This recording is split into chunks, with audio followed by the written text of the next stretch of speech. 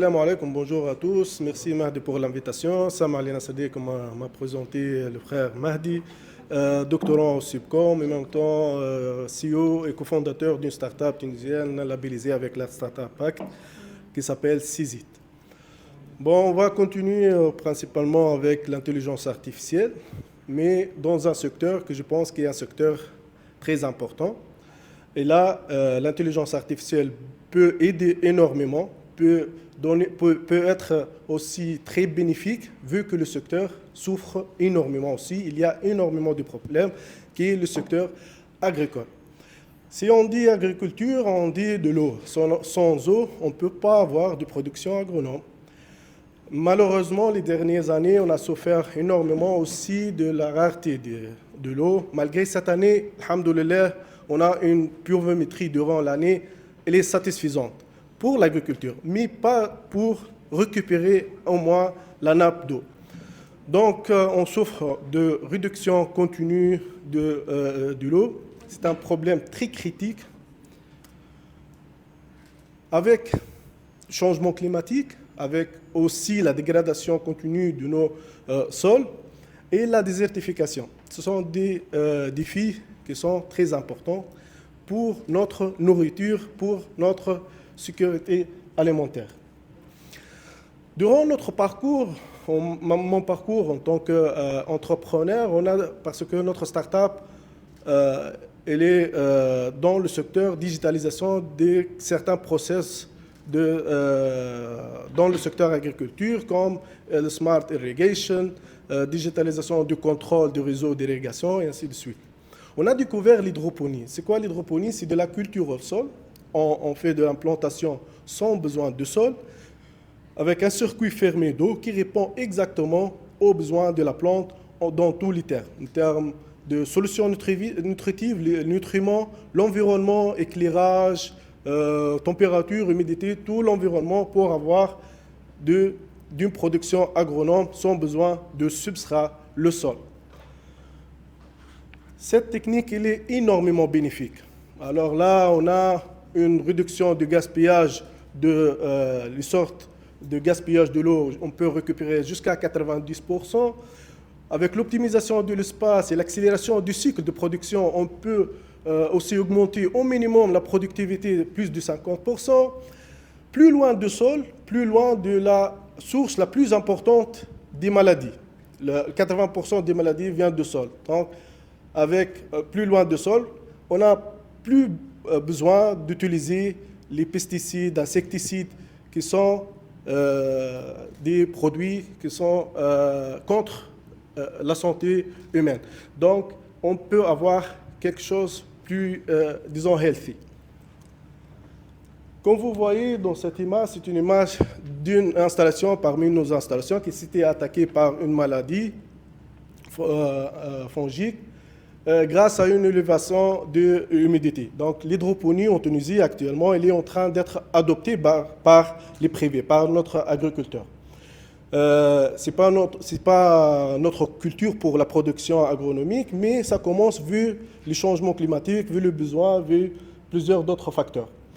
Cette technique, malgré tous ses bénéfices, elle est pénible parce que ça nécessite beaucoup de contrôle, suivi, présence quotidienne presque pour contrôler le niveau de l'EC, la solution nutritive, température, humidité. Comme vous voyez, c'est juste une simple élévation de l'humidité a causé des maladies et l'agriculteur a causé un dégât qui est assez grave pour la production. Donc, ici, comme d'autres exemples, parce que jusqu'à aujourd'hui, l'hydroponie, cette technique de production n'est pas encore très rentable. Mais on a des exemples à l'échelle internationale. Les Pays-Bas, par exemple, Hollande, c'est considéré comme le premier à l'échelle internationale qui ont vraiment success story dans ce secteur-là et qui rend cette technique rentable. Ils sont le deuxième producteur, je pense, de culture maraîchère en Europe. C'est-à-dire cette technique, en utilisant cette technique, on peut résoudre énormément de nos problèmes, nos locaux problèmes. Inspirant des Pays-Bas, donc si on arrive à créer cet environnement maîtrisé, là où la plante pour fournir tout ce qui a besoin de la plante, comme éclairage, température, humidité, tout l'environnement, on peut avoir une production agronome sous contrôle. Et là, on peut optimiser le cycle de production, on peut aussi avoir, en intégrant de la technologie, on peut avoir une gestion plus ou moins facile. Et si on arrive à créer un process ou un système, un modèle qui répond à nos exigences ou à nos besoins et qui peut être assez abordable pour nos agriculteurs. Comment? Créons un modèle ou un système basé sur l'IoT, l'intelligence artificielle, avec des capteurs qui collectent en temps réel tout ce qui est data, tout ce qui est information, faire des analyses et en intégrant petit à petit des modèles d'intelligence artificielle qui peuvent nous aider à faire un process d'optimisation continue des différentes tâches dans ce process-là pour la gestion de l'hydroponique. Donc, une technologie basée sur, une solution basée sur la technologie, sur les données collectées et avec un tableau de bord qui peut vraiment donner une évaluation de la production et avec une optimisation qui peut assurer la bonne productivité. On a eu de la chance, on a un projet qui déjà a eu l'acceptation de la part du ministère supérieur de la Recherche pour financer notre projet. Ça va être avec le concept d'avoir une hydroponie intelligente. On a imaginé le résultat de ce projet, Inch'Allah, qui va être une hydroponie complètement sous contrôle avec de l'intelligence artificielle derrière qui gère ce process au lieu d'avoir une personne derrière pour le contrôle, la décision et le suivi de la productivité. Inch'Allah, ça va être installé au SIPCOM, Inch'Allah. C'est un projet dans le cadre de ma thèse, Inch'Allah, on va l'installer.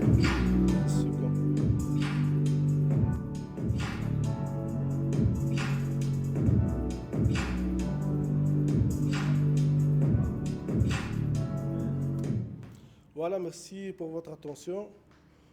Et à votre disposition s'il y a des questions. Je pense que... On peut poser des questions ou pas encore? C'est bon. Moi, j'aimerais bien qu'on nous explique la différence entre hydroponie intelligente et hydroponie automatisée. Ok. Parce que moi, je pense que souvent, on fait un amalgame, parce que l'intelligence, c'est quelque chose, et l'automatisation, c'est autre chose. Quand on parle d'IoT, par exemple, c'est de l'automatisation. C'est de l'automatisation, voilà. Mais l'intelligence artificielle, c'est autre chose. Voilà. L'automatisation, bon, c'est vulgarisé aujourd'hui. On trouve des serres connectés, automatisés pour la gestion en ligne via l'IoT. L'intelligence artificielle, là, à notre stade, on est en train d'exploiter pour résoudre certains problèmes là où l'IoT ou les algorithmes ordinaires se bloquent. Par exemple, il y a une relation directe entre la stade physiologique, à titre exemple, la stade physiologique de la plante et le niveau de l'EEC dans la solution nutritive. L'EEC, ça donne une... Ça, c'est des connaissances. C'est des connaissances de spécialistes. Oui, mais on cherche d'automatiser ça. Donc, les spécialistes, ils ont les capacités d'identifier la stade physiologique et à quel niveau ou quels sont les nutriments qu'à cette stade la plante a besoin. Ici, les non-spécialistes, les personnes comme nous, non, je parle en général, ils ont l'accès pour la partie automatisation, ils ont l'accès en ligne pour la gestion, mais ils n'ont pas les connaissances ou les connaissances agronomiques pour identifier, par exemple, la stade physiologique et donner la dose exacte du nutriment. Là, l'intelligence artificielle peut jouer le rôle. Donc, à travers la dataset collectée en collaboration avec les spécialistes, on a créé un modèle qui peut identifier d'une façon autonome la stade physiologique. Là, donc, on parle d'un système intelligent qui a remplacé un spécialiste. Plus l'automatisation. Un expert ou un système d'intelligence artificielle? Un système d'intelligence Un système artificielle. expert aussi. Les systèmes experts, c'est des systèmes qui emmagasinent des connaissances et qui les restituent en cas de besoin. Non, non, ce n'est pas le cas parce qu'il y a des données ici, il va entraîner tout un modèle et puis c'est le Voilà. modèle qui va prendre la décision. La décision. Donc il s'agit d'un modèle d'intelligence D'inté- artificielle, un modèle de machine learning. Ce n'est pas des systèmes experts ici. Moi, je travaille sur l'aquaculture et je souffre souvent d'avoir des données. Je pense que je vais changer, je vais basculer avec vous, Nasreddin, Marhaba. pour travailler dans le domaine de l'aquaponie.